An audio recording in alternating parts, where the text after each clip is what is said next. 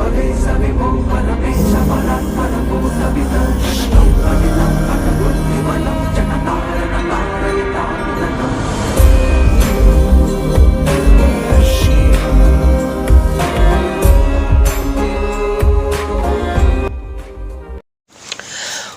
नमः शिवाय।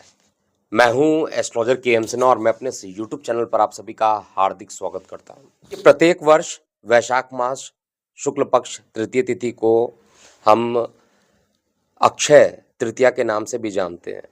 और अक्षय का मतलब ही आप लोग जानते हैं, ऐसी चीज जो खत्म ना हो, लगातार चलती रहे, इनफाइनाइट, बढ़ती ही रहे, खत्म ना हो। तो आज के दिन अर्थात अक्षय तृतीया के दिन अगर कोई भी काम आप करते हैं तो उसका फल बहुत ज़्यादा पॉजिटिव मिलता है, और अगर खराब कर्म कर दिए गलती से तो उसका फल भी बहुत खराब अमाउंट में बहुत ज़्यादा मिल जाता है। तो आपको यहाँ पर ये याद रखना चाहिए कि अक्षय तृतीया के बारे में ज्योतिष में क्या कहा गया है और हमारे पुराणों में क्या कहा गया है। देखिए, पुराणों के अनुसार चाहे मत्स्य पुराण की बात कर लीजिए, चाहे वो आप नारद पुराण की बात कीजिए या विष्णु पुराण की बात कीजिए, सभी में यही मेंशन किया गया है कि इस दिन से सतयुग, त्रेता युग, द्वापर, कलयुग सभी का जो प्रथम दिन था वो इसी दिन से प्रारंभ माना जाता है। दूसरा, ये तिथि इतनी महत्वपूर्ण तिथि है क्योंकि इसी दिन विष्णु जी के छठवें अवतार परशुराम जी का जन्म हुआ था, नर नारायण का, और हयाग्रीव का भी जो जन्म हुआ था इसी दिन हुआ था। इसके अलावा अन्न को भरने वाली अन्नपूर्णा माँ का भी जन्म इसी दिन मनाया जाता है। लक्ष्मी नारायण की पूजा ज़रूर इस दिन किया जाता है, और इसके पीछे ये मान्यता है क्योंकि ये दिन इतना महत्वपूर्ण होता है कि गणेश भगवान ने भी महर्षि वेद व्यास जी को, जो कि महाभारत के रचयिता हैं, उनको अक्षय तृतीय वाला ही दिन दिया था कि इस दिन से इस कार्य को प्रारंभ किया जाएगा।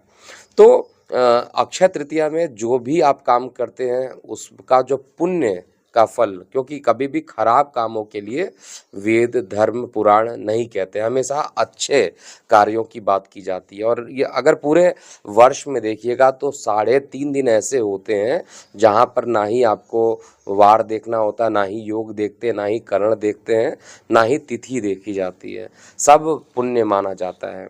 ये अक्षय तृतीया जो पड़ रहा है, सामान्यतः ज्योतिषीय रूप से जब सूर्य और चंद्र अपने उच्च राशि में उपस्थित होते हैं तब अक्षय तृतीया का त्यौहार होता है, और ये प्रत्येक साल आपको वैशाख मास के शुक्ल पक्ष तृतीय को ही देखने को मिलेगा।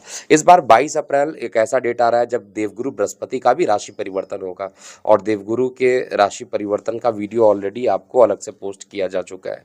तो अक्षय तृतीया में क्या करना चाहिए, क्या नहीं करना चाहिए, इतना महत्वपूर्ण दिन है, और इस दिन में एक छोटी सी भी गलती करेंगे तो परेशानियों में फंस सकते हैं। अगर आपको एंजाइटी नहीं ख़त्म हो रहा है, अगर आपको कर्ज लिया है, कर्ज से मुक्ति नहीं हो पा रहे हैं, मृत्यु तुल्य कष्ट को लगातार झेल रहे हैं, तो ज़रूर ये उपाय कीजिए। इन उपाय को करने के बाद निश्चित रूप से, क्योंकि ये पवित्र दिन है और इस दिन को अगर आप कोई भी कार्य को करते हैं तो उसमें अच्छे ही परिणाम आपको देखने को मिलेंगे। सबसे पहले तो स्वर्ण और रजत की आभूषण यानी सोने चांदी को ज़रूर आज के दिन खरीद लेना चाहिए। जो तिथि पड़ रही है वो 22 अप्रैल को 7:59 सुबह से लेकर 7:47 2023 के अप्रैल 23 तक ये पड़ेगा, यानी 23 अप्रैल 2023 के 7:47 तक रहेगा। लगभग इसमें जो शुभ मुहूर्त आ रहा है खरीदारी करने का, लगभग 22 घंटे के आसपास का आ रहा है, जो कि सुबह से ही प्रारंभ होकर अगले दिन 5:38 तक रहेगा। और 563 वर्षों बाद ऐसा संयोग बना है। देखिए, सूर्य और चंद्र तो उच्च राशि में अपने रहते हैं प्रत्येक इस अक्षय तृतीया में, लेकिन इस बार बृहस्पति का भी राशि परिवर्तन हो रहा है, जो कि काफ़ी दिनों के बाद हो रहा है। सूर्य ग्रहण भी 2 दिन पहले ही लग रहा है, तो काफ़ी महत्वपूर्ण हो जाता है इस बार का अक्षय तृतीया की जो तिथि बनती है वो काफ़ी महत्वपूर्ण हो जाती है। अब इसमें करना क्या चाहिए? सबसे पहला चीज़ तो अगर आप कोशिश कीजिए कि आज के दिन श्रद्धापूर्वक भगवान विष्णु और माँ लक्ष्मी को की आराधना करनी चाहिए स्नान इत्यादि करने के बाद, और पूजा पाठ इत्यादि कर लीजिए। उसके बाद आपको दान करना चाहिए। दान हमेशा ऐसी चीज़ का कीजिए और ऐसे लोग को कीजिए जिनको रियली ज़रूरत है। किसी मंदिर में भी आप दान कर सकते हैं या आप ऐसे लोगों को जो कि भूखे हैं और उनके पास पैसे नहीं हैं, उनको भी आप यहाँ पर दान कीजिएगा तो ज़्यादा अच्छा परिणाम मिलेगा। लेकिन किसी को कर्ज़ के रूप में अगर आप पैसा देते हैं आज के दिन, तो वो पैसा आपको मिलेगा नहीं, परेशानियों से आप इतना ज़्यादा आपका, क्योंकि लक्ष्मी आपके हाथ से चली जा रही है। देखिए, दान करना अलग होता है। दान कर रहे हैं तो आप ये मान के चलिए कि पैसा नहीं आएगा। आप 1 रुपए का दान अगर करते हैं तो आप ये मान के चलते हैं कि भाई मैंने तो दान कर दिया, उसके बारे में आपको कोई मोह माया नहीं रहती है। लेकिन अगर आप 1 लाख रुपए किसी को देते हैं उधार, तो आपके मन में कहीं न कहीं जिज्ञासा रहती है कि वो वापस भी आपको मिलेगा। लेकिन उसको हम कर्ज़ वाली स्थिति कहते हैं, तो उधार मत दीजिएगा आज के दिन।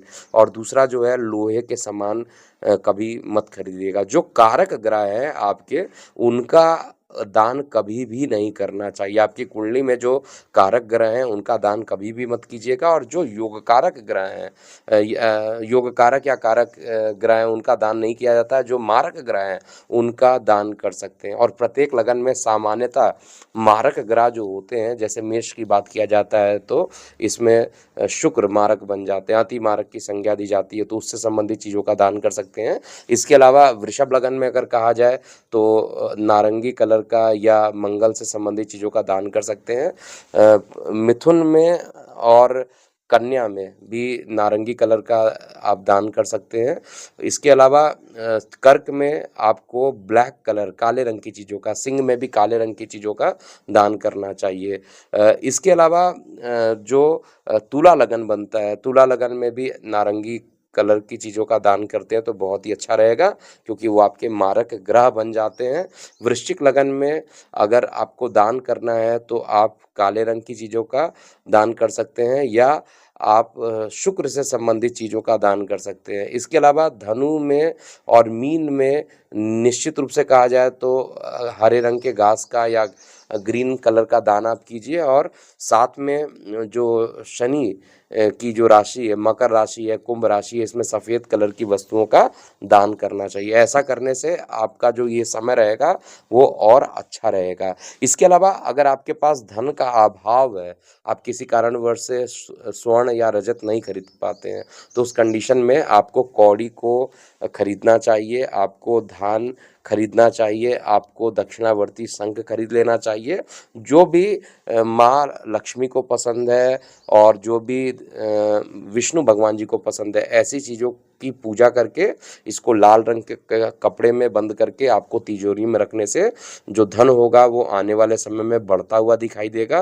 देखिए, ये हमारी धार्मिक मान्यता है, लेकिन आपको कर्म भी करना है। ऐसा नहीं कि केवल पूजा कर लिए और आराम कर रहे हैं कि अब तो हमने ऐसा काम कर दिया है और अक्षय तृतीया में काम कर दिया और हमारे पास पैसे बढ़ेंगे ही।